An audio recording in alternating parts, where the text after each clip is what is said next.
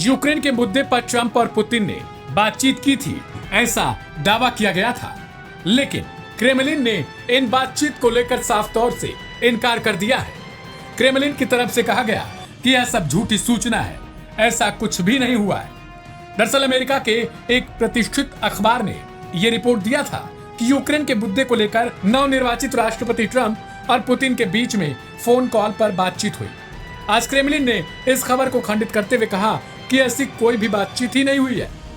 बता दें कि रविवार को वाशिंगटन पोस्ट ने रिपोर्ट किया था कि अमेरिकी राष्ट्रपति पद का चुनाव जीते ट्रंप और रूसी राष्ट्रपति पुतिन के बीच में यूक्रेन युद्ध को लेकर बातचीत हुई है, जिसमें ट्रंप ने पुतिन से युद्ध को और न बढ़ाने का आग्रह किया था।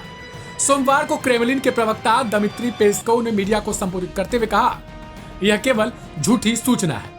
उन्होंने ऐसे किसी भी फोन कॉल से इनकार कर दिया। ट्रंप और पुतिन की बातचीत का दावा करती पोस्ट में एक अधिकारी के हवाले से लिखा गया था कि ट्रंप ने पुतिन को फोन किया था और उन्होंने पुतिन को यूरोप में बड़ी संख्या में मौजूद अमेरिकी सैनिकों की याद भी दिलाई थी। अधिकारी ने बताया कि दोनों नेताओं के बीच में यूक्रेन के युद्ध को लेकर जल्द से जल्द खत्म करने और क्षेत्र में शांति के लिए साथ साथ काम करने को लेकर बातचीत की थी। हालांकि इस रिपोर्ट पर ट्रंप के संचार निदेशक स्टीवन चेउंग ने कोई भी टिप्पणी करने से इनकार कर दिया था और कहा था कि हम राष्ट्रपति ट्रंप और अन्य वैश्विक नेताओं के बीच हुए निजी कॉल पर कोई टिप्पणी नहीं करते हैं। ट्रंप का राष्ट्रपति पद के लिए चुने जाना यूक्रेन युद्ध पर निश्चित तौर पर प्रभाव डालेगा, क्योंकि बाइडेन से इतर ट्रंप जल्दी से जल्दी यूक्रेन और रूस के बीच में किसी भी तरीके से शांति करवाने के पक्षधर हैं।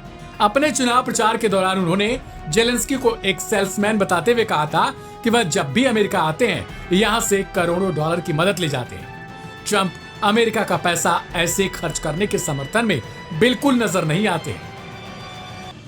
इससे पहले ट्रंप ने यूक्रेन के राष्ट्रपति जेलेंस्की से फोन पर बातचीत की थी। उनकी इस बातचीत में अरबपति व्यापारी एलन मस्क भी शामिल हुए थे। ट्रंप के सत्ता में वापस आने से पहले बाइडेन प्रशासन ने इस बात की पुष्टि कर दी थी कि वह 20 जनवरी के पहले यूक्रेन की ज्यादा से ज्यादा मदद करने की कोशिश करेगा। बाइडेन प्रशासन में राष्ट्रीय सुरक्षा सलाहकार की भूमिका निभाने वाले जैक सुलिवन ने कहा था कि इस समय हमारा लक्ष्य यूक्रेन को युद्ध के मैदान में सबसे मजबूत स्थिति में लाना है, ताकि जब शांति और बातचीत की बात हो तब वह सौदा करने की सबसे मजबूत स्थिति में हो। देखना दिलचस्प होगा कि क्या इस रिपोर्ट को लेकर अब अमेरिका की तरफ से कोई बयान आता है या नहीं। इस रिपोर्ट में इतना ही। बाकी की तमाम अपडेट्स और सूचनाओं के लिए सब्सक्राइब करें लाइव हिंदुस्तान।